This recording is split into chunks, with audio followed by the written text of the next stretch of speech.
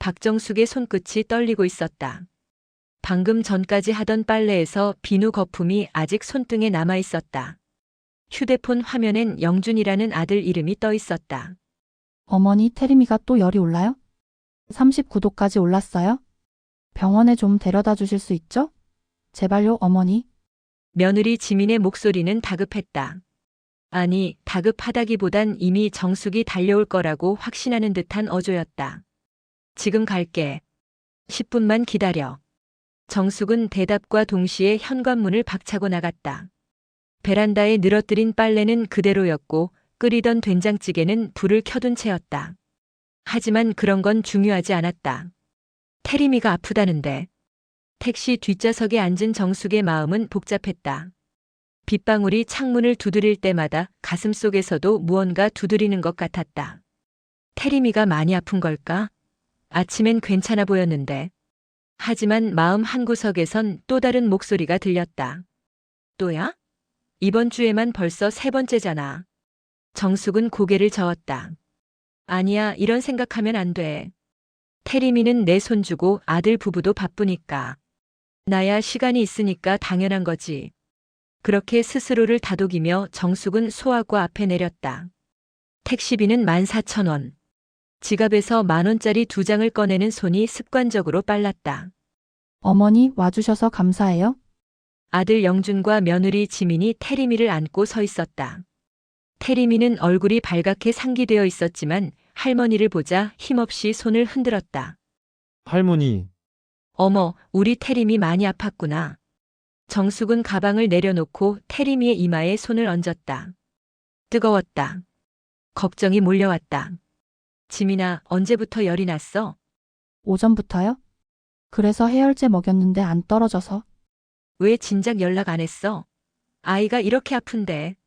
순간 지민의 표정이 굳었다. 영준이 중간에 끼어들었다.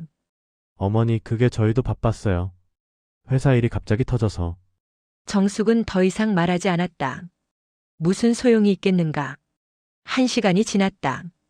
태림이는 진료를 받고 주사를 맞았다. 열은 조금 떨어진 듯 했다. 대기실 의자에 앉아있던 정숙의 양말은 빗물에 젖어 발끝이 시렸다. 그때였다. 어머니, 영준이 조심스럽게 입을 열었다. 저희 사실 오늘 3시에 중요한 미팅이 있어요. 회사에서 온 사람들이랑 계약 건이라서. 지민이 얼른 거들었다. 어머니, 죄송하지만 태림이 좀 맡아주실 수 있으세요? 금방 끝내고 올게요. 2시간이면 돼요? 2시간? 정숙은 시계를 봤다. 2시 40분.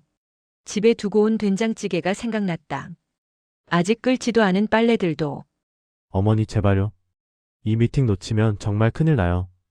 영준의 눈빛은 간절했다. 아니, 간절하다기보단 이미 정해진 답을 재촉하는 듯 했다.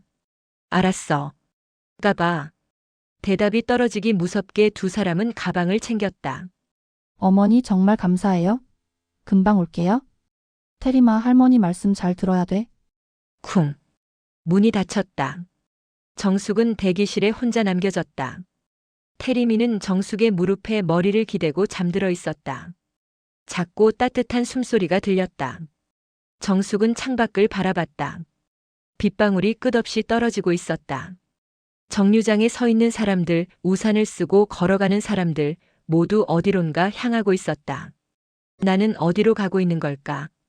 가슴속에서 무언가가 무너져 내렸다. 따뜻한 것인지 차가운 것인지 알 수 없는 눈물 같은 게 목까지 차올랐다. 나는 이 집에서 무엇인가? 손주를 사랑하는 할머니?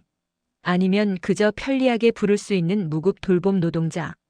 고맙다는 말은 언제부터 사라졌을까? 미안하다는 말은 또 언제부터 형식이 되어버렸을까? 정숙의 손이 태림이의 작은 손을 감쌌다. 사랑스러운 손주였다. 정말이지 너무나 사랑스러웠다. 하지만 정숙은 깨달았다. 사랑만으로는 충분하지 않다는 것을. 존중받지 못하는 사랑은 결국 나 자신을 지워버린다는 것을. 낡은 대기실 의자, 축축한 양말, 잠든 손주. 그리고 창밖으로 쏟아지는 빗소리. 정숙의 66의 인생에서 오늘만큼 자신이 투명인간처럼 느껴진 날은 없었다. 2시간이라던 약속은 지켜지지 않았다.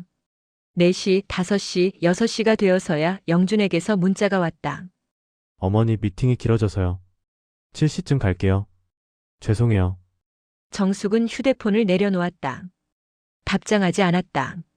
태림이는 여전히 잠들어 있었고 정숙의 마음은 점점 더 깊은 곳으로 가라앉고 있었다. 어머니, 제가 둘째를 가졌어요. 며느리 지민의 목소리는 떨렸다. 기쁨과 불안이 섞인 그 목소리를 정숙은 지금도 기억한다. 어머, 정말 축하해.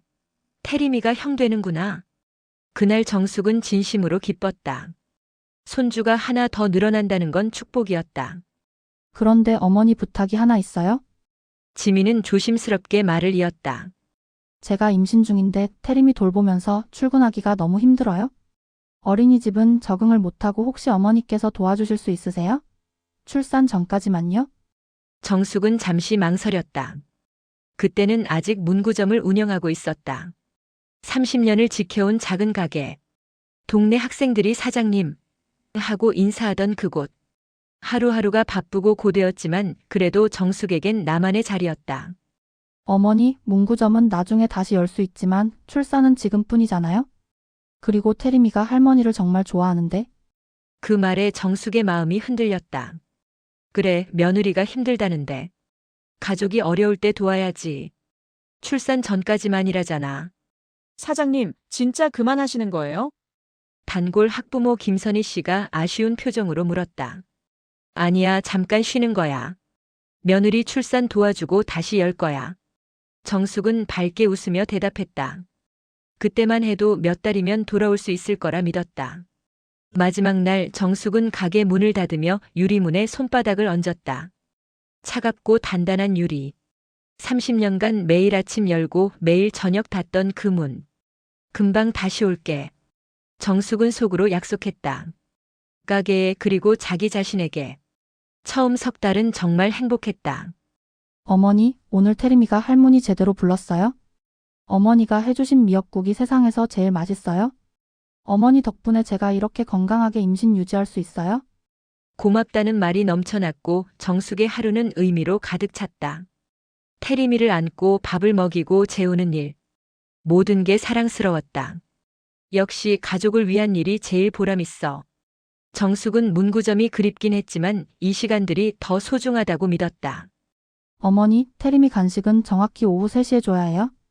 배고파하면 짜증 내거든요? 장난감은 색깔별로 정리해 주세요. 그래야 교육에 좋대요. 어머니, 태림이 옷 이렇게 입히면 안 돼요? 요즘은 이런 스타일로 안 입혀요? 어느 순간부터 지민의 말투가 달라졌다. 부탁이 지시가 되었고 감사가 당연히 되었다. 정숙은 처음엔 이해하려 했다. 임신 중이라 예민한 거겠지. 곧 나아지겠지. 하지만 둘째 출산 후에도 상황은 나아지지 않았다. 오히려 더 심해졌다. 어머니, 혹시 오늘 태림이 약 먹이는 거 깜빡한 거 아니죠? 지민의 목소리엔 비난이 섞여 있었다. 아니, 오전 11시에 먹였어. 약봉지 버린 거 보면 알 텐데. 그게 오늘 거예요? 어제 거 아니고요? 확실히 오늘 거야. 정숙은 가슴이 답답했다. 매일 태림이 약 챙기는 걸 한 번도 빼먹은 적이 없는데 왜 의심부터 하는 걸까? 아, 그래요? 제가 확인을 못해서 그래요? 근데 어머니, 요즘 자꾸 깜빡하시는 것 같아서 걱정돼요? 그 말에 정숙은 아무 대꾸도 하지 못했다. 영준 씨, 오늘 저녁 뭐 먹고 싶어? 지민이 남편에게 물었다. 정숙은 부엌에서 설거지를 하고 있었다. 돈가스? 좋아, 그럼 우리 나가서 먹을까? 오늘 회식 취소됐잖아. 그래, 나가자. 오랜만에 둘이. 정숙은 설거지하던 손을 멈췄다. 나는? 묻고 싶었지만 입이 떨어지지 않았다. 이미 둘의 대화에서 정숙은 존재하지 않았다. 어머니, 저희 외식하고 올게요. 태림이 재우시고 편히 쉬세요. 그래, 다녀와라. 현관문이 닫혔다. 정숙은 거실에 혼자 남았다. 텅 빈 공간, 잠든 태림이, 그리고 말없는 텔레비전. 30년을 운영하던 문구점에선 하루도 외롭지 않았다. 늘 누군가 찾아왔고 사장님 하고 불러줬고 정숙은 그곳에서 박정숙이라는 이름으로 존재했다. 하지만 지금 이곳에서 정숙은 이름이 없었다. 어머니, 할머니, 그 외엔 아무것도 아니었다. 정숙은 서랍을 열었다. 그 안에 낡은 문구점 열쇠가 있었다. 1년 전 마지막으로 잠갔던 그 자물쇠 열쇠. 손에 쥐는 순간 차갑고 단단한 금속의 감촉이 전해졌다. 그제야 정숙은 깨달았다. 나는 도움을 주는 게 아니라 의무를 수행하고 있었구나. 나는 가족이 아니라 무급 직원이 되어버렸구나. 사랑한다는 이유로, 가족이라는 이유로 내 삶 전체를 내어준 1년. 하지만 그 어디에도 박정숙이라는 사람은 없었다. 정숙은 열쇠를 꼭 쥐었다. 차가운 쇠붙이가 손바닥에 자국을 남겼다. 나는 돌아가야 해. 내가 있던 자리로. 어머니, 태림이 유치원 가방 챙겨주세요. 지민의 목소리에 정숙은 부엌에서 황급히 나왔다. 시계를 보니 7시 20분. 오늘은 4월 15일 정숙의 66번째 생일이었다. 혹시 깜짝 파티라도 준비한 걸까?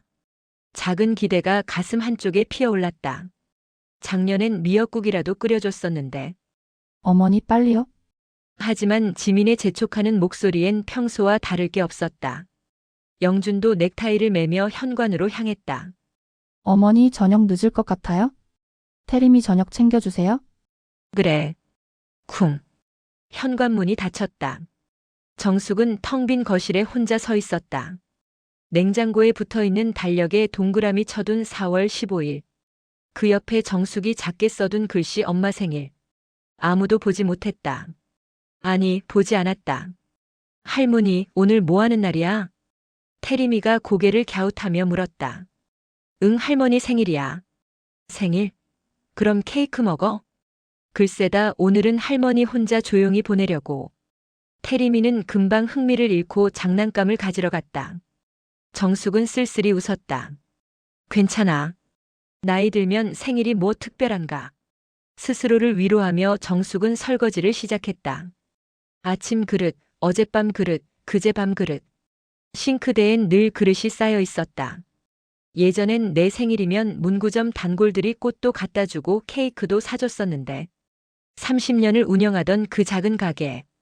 거기선 4월 15일이 되면 학생들이 색종이로 만든 카드를 건네주곤 했다.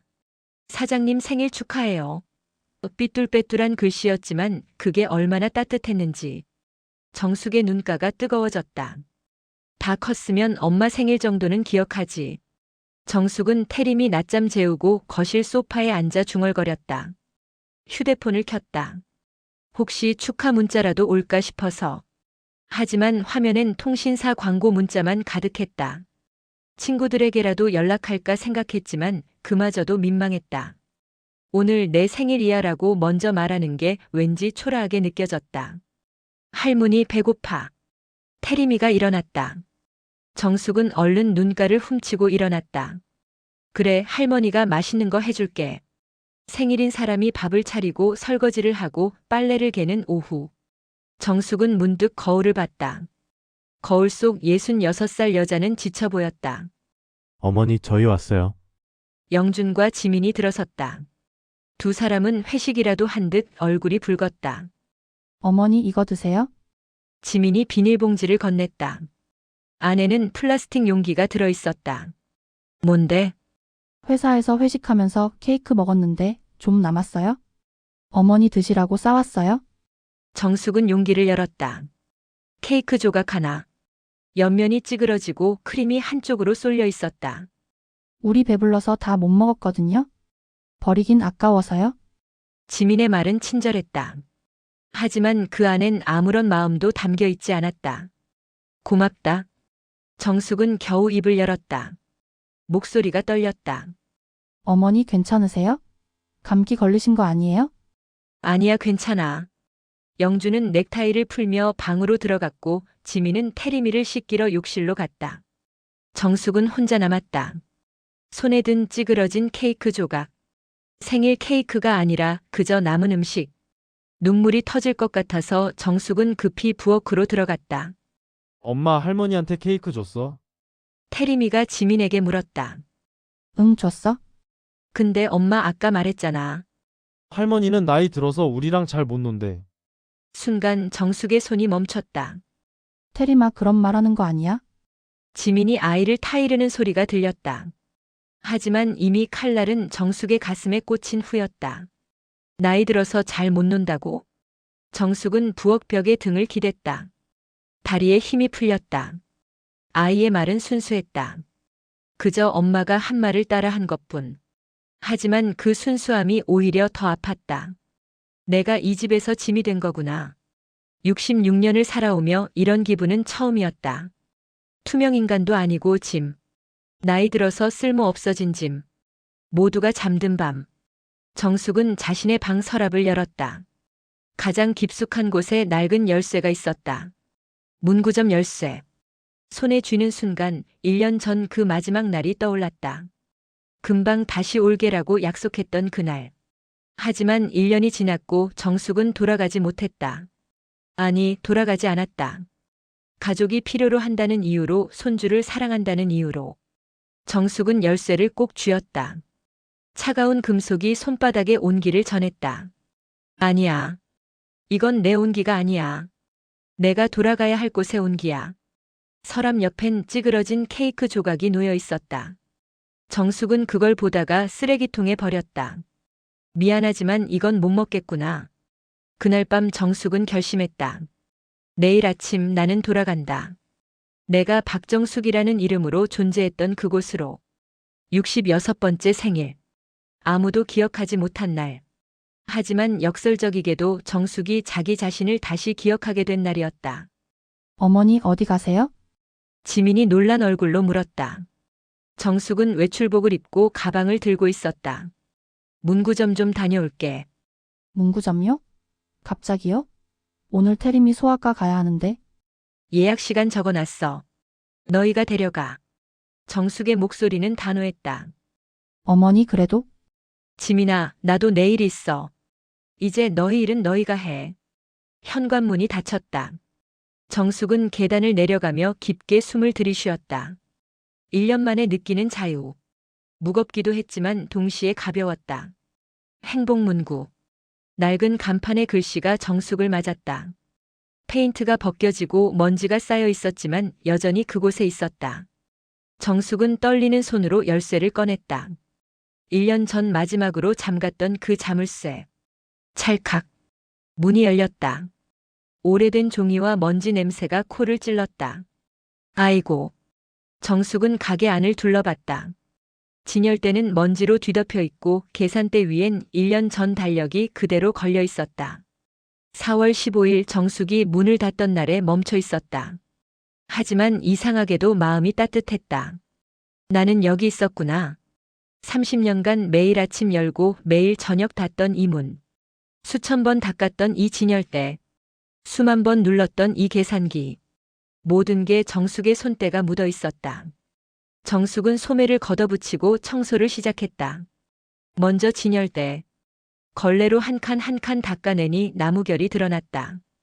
계산대도 유리창도 바닥도. 3시간 동안 쉬지 않고 닦았다. 땀이 등을 타고 흘렀지만 이상하게 힘들지 않았다. 아, 맞다. 이 느낌. 1년 동안 잊고 있었던 감각. 내가 선택해서 내 손으로 내 공간을 가꾸는 느낌. 아들 집에선 늘 누군가의 기준에 맞춰야 했다. 며느리가 원하는 방식으로, 아들이 원하는 시간에, 손주가 원하는 메뉴로. 하지만 여기선 달랐다. 정숙이 원하는 대로, 정숙의 속도로, 정숙의 방식대로. 이게 내 인생이구나. 사장님, 박정숙 사장님 맞으세요? 정숙이 간판을 닫고 있는데 누군가 불렀다.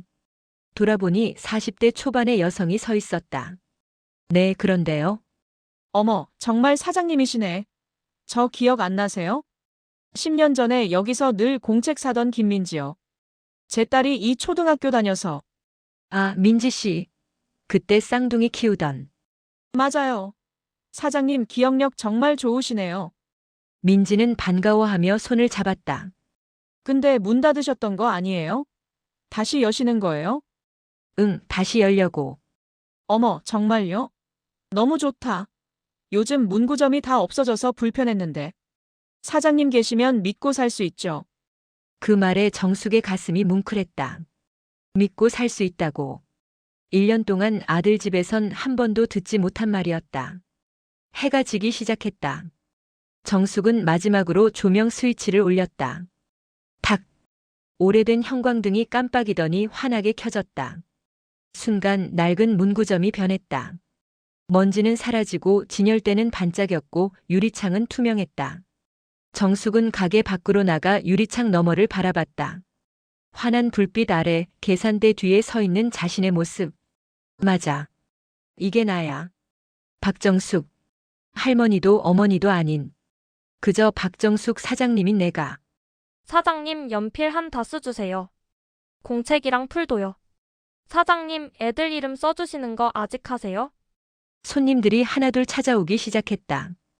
SNS에 행복문구 다시 오픈이라는 소식이 퍼진 것이다. 어머, 정숙 사장님. 진짜 오픈했네요. 예전 단골 학부모들이 반갑게 인사했다. 사장님 없으니까 애들이 얼마나 아쉬워했는지 몰라요. 행복문구 사장님은 언제 와? 맨날 물어봤어요. 그래. 내가 미안하네. 아니에요. 다시 와주셔서 감사하죠. 정숙은 웃으며 연필에 이름을 적어주었다. 한 글자 한 글자 정성스럽게. 나는 여기서 필요한 사람이구나. 사장님, 20대 후반의 청년이 들어왔다. 저 기억나세요? 최준호요. 중학교 때 여기서 맨날 만화책 빌려보던. 어머, 준호. 그래, 내가 원피스 엄청 좋아했지? 맞아요. 와, 기억하세요? 준호는 감격했다. 저 지금 이 동네에서 영어학원 차렸어요. 사장님 다시 오셨다니 너무 기뻐요. 제 학생들도 여기 보낼게요. 그래, 고맙다. 준호야, 내가 이렇게 컸구나. 준호가 돌아가고 정숙은 혼자 미소 지었다. 내가 이 동네에 뿌린 씨앗들이 자라고 있구나. 하루 매출을 정산하는 정숙. 금액은 크지 않았다. 8만 원. 하지만 이 8만 원이 1년 동안 받았던 어떤 것보다 의미 있었다. 이건 내가 번 거야. 내 손으로, 내 노력으로. 정숙은 낡은 장부에 날짜를 적었다. 4월 18일. 재개장 3일째. 그리고 오른쪽 난에 작게 메모했다. 박정숙 다시 시작. 문을 닫고 집으로 돌아가는 길. 정숙의 발걸음은 가벼웠다. 1년 전 이 길을 걸을 땐 무거웠다. 가게를 닫는다는 상실감에. 하지만 지금은 달랐다. 가게를 되찾았다는 기쁨에 발걸음이 날렵했다. 휴대폰이 울렸다. 아들에게서 온 문자였다. 어머니, 오늘 저녁 어떻게 하세요? 정숙은 간단히 답했다. 나는 내 집에서 먹을게. 너희끼리 먹어. 예전 같았으면 미안했을 것이다. 하지만 지금은 아니었다. 이제 정숙은 안다. 나를 지키는 것이 이기적인 게 아니라는 것을. 나를 사랑하는 것이 가족을 버리는 게 아니라는 것을. 오히려 나를 지켜야 더 건강하게 사랑할 수 있다는 것을. 문구점 유리창에 비친 자신의 얼굴. 66살 주름진 얼굴. 하지만 그 눈엔 1년 전엔 없던 빛이 있었다. 박정숙 사장님의 빛이. 띠리링, 문구점 전화벨이 울렸다. 정숙은 학생에게 공책을 건네주며 수화기를 들었다. 네, 행복문구입니다. 어머니, 아들 영준의 목소리였다. 3주 만이었다. 왜? 정숙의 목소리는 담담했다. 예전처럼 왜 무슨 일 있어? 하고 다급하게 묻지 않았다. 어머니 태림이가 계속 할머니만 찾네요. 밥도 잘 안 먹고 밤에 자다가 할머니 부르면서 울고. 수화기 너머로 태림이의 울음소리가 희미하게 들렸다. 그래서? 그래서 어머니가 좀 와주실 수 있으세요? 아니면 저희가. 영준아. 정숙은 조용히 말을 끊었다. 태림이는 내 아들이야. 이제는 너희가 너희 아이를 책임져야 해. 하지만 어머니, 내가 아빠잖아. 지민이가 엄마고. 너희가 달래야지 왜 할머니를 찾아? 전화기 너머가 조용해졌다. 어머니 저희가 잘못했습니다. 영준의 목소리가 떨렸다. 미안해요. 정말 저희가 어머니를 너무 당연하게 생각했어요. 정숙은 대답하지 않았다. 학생 하나가 색연필을 고르고 있었고 창밖으론 따스한 봄볕이 쏟아지고 있었다. 영준아, 엄마도 바빠. 손님 있어서 끊을게. 어머니. 뚝. 정숙은 전화를 끊었다. 가슴이 아렸지만 이번엔 참았다. 딸랑 문구점 초인종이 울렸다. 정숙이 고개를 드니 지민이 서 있었다. 손엔 꽃다발과 과일 상자. 얼굴은 헬쑥했고 눈가는 퉁퉁 부어 있었다. 어머니, 지민은 말을 잇지 못하고 눈물부터 흘렸다. 왜 왔어? 정숙의 목소리는 여전히 차가웠다. 죄송해요, 어머니. 정말 정말 죄송해요. 지민은 그 자리에 무릎을 꿇었다. 문구점 바닥 학생들이 오가는 그곳에서 어이구 뭐 하는 거야? 일어나. 정숙은 당황해서 지민을 일으키려 했다. 아니에요? 어머니께 이렇게라도 사죄해야 할 것 같아서요? 지민의 눈물이 뚝뚝 떨어졌다. 저 정말 몰랐어요? 제가 얼마나 어머니한테 의지하고 있었는지, 어머니가 얼마나 힘드셨을지 어머니 없이 일주일 지내보니까 알겠더라고요. 제가 얼마나 무책임했는지, 엄마로서, 아내로서, 며느리로서 저 정말 한심한 사람이었어요? 정숙은 지민을 의자에 앉혔다. 물을 한 컵 따라 건넸다. 마셔. 감사합니다. 지민은 물을 마시고 떨리는 목소리로 말을 이어갔다. 어머니, 저 태림이가 할머니 보고 싶어 하면서 우는 거 보면서 깨달았어요. 제가 우리 아이한테도 엄마 노릇을 제대로 못하고 있었구나. 맨날 어머니한테 이렇게 해주세요, 저렇게 해주세요 하면서 정작 저는 뭘 했나 싶더라고요. 회사 일, 제 일만 중요하다고 생각하고. 지민은 손수건으로 눈물을 닦았다.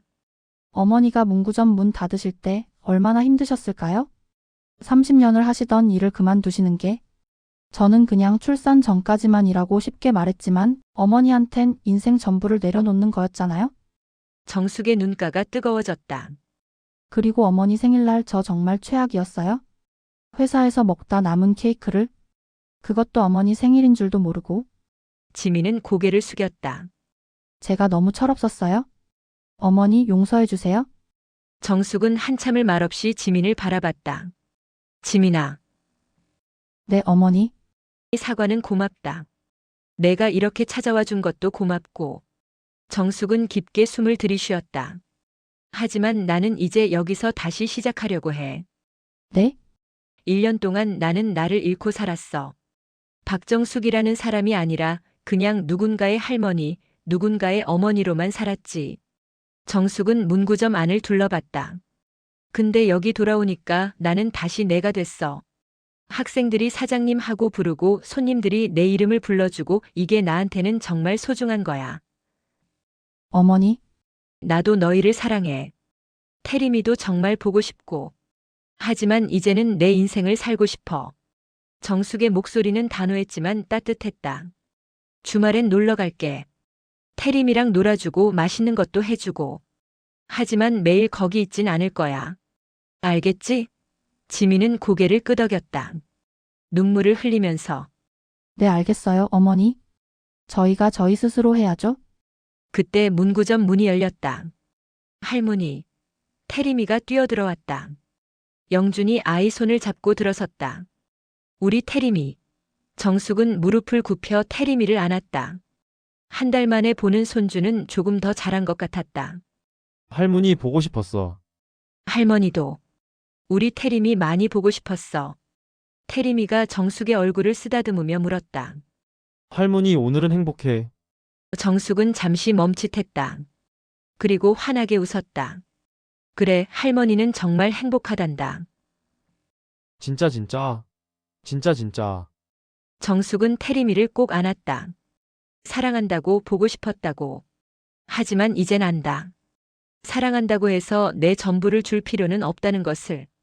경계를 지키는 것이 나를 지키는 것이고 결국 가족도 지키는 것이라는 걸. 어머니, 저희 이제 정말 달라질게요. 영준이 진지하게 말했다. 믿어볼게. 근데 천천히. 말만 하지 말고 행동으로 보여줘. 네, 어머니. 문구점 유리창 너머로 오후 햇살이 쏟아졌다. 따뜻하고 부드러운 빛. 정숙은 그 빛을 바라보며 생각했다. 나는 이제 돌아왔다. 내가 박정숙이라는 이름으로 빛나는 이곳에. 가족을 사랑하되 나를 잃지 않는 법. 66해를 살아 처음 배운 가장 소중한 교훈이었다. 여러분, 정숙 씨의 이야기 어떠셨나요? 66년을 살아오면서 처음으로 나라는 이름을 되찾은 정숙 씨. 사랑한다는 이유로, 가족이라는 이유로 자신을 모두 내어주었지만 결국 깨달았습니다. 나를 지키는 것이 이기적인 게 아니라 나를 사랑해야 다른 사람도 제대로 사랑할 수 있다는 것을요. 혹시 여러분도 정숙 씨처럼 가족을 위해 나를 잊고 사셨나요? 자식들 뒷바라지, 손주 돌봄에 하루하루를 보내며 정작 내 이름으로 살아본 적이 언제였는지 기억나지 않으신가요? 이 영상을 보시는 모든 분들께 말씀드리고 싶습니다. 당신의 인생도 소중합니다. 당신도 존중받을 자격이 있습니다. 당신의 이름으로 당신의 꿈을 살아갈 권리가 있습니다. 나이가 들었다고 해서 부모라는 이유로, 조부모라는 이유로 우리의 삶이 덜 중요해지는 것은 아닙니다. 오히려 더 소중합니다. 이제껏 살아온 시간들, 쌓아온 경험들, 이루어낸 것들. 그 모든 것이 당신을 당신으로 만들어주는 것이니까요. 가족을 사랑하되 나를 잃지 마세요. 건강한 경계는 이기심이 아니라 성숙한 사랑입니다. 이 이야기가 여러분의 마음에 조금이라도 와닿으셨다면 구독 버튼과 좋아요 꼭 눌러주세요. 그리고 옆에 있는 알림 설정까지 눌러주시면 앞으로도 여러분의 인생을 응원하는 따뜻한 이야기들을 가장 먼저 만나보실 수 있습니다. 댓글로 여러분의 이야기도 들려주세요. 나는 이렇게 나를 되찾았어요. 나도 정숙 씨처럼 용기 내보려고요. 나는 아직도 힘들어요. 어떤 이야기든 좋습니다. 여러분의 이야기 하나하나가 누군가에게는 큰 위로가 되고 큰 용기가 됩니다. 우리 서로의 이야기를 나누며 함께 응원해요. 오늘도 이 영상을 끝까지 봐주셔서 정말 감사합니다. 여러분 모두 여러분의 이름으로 행복하게 살아가시길 진심으로 응원합니다. 다음 이야기에서 또 만나요.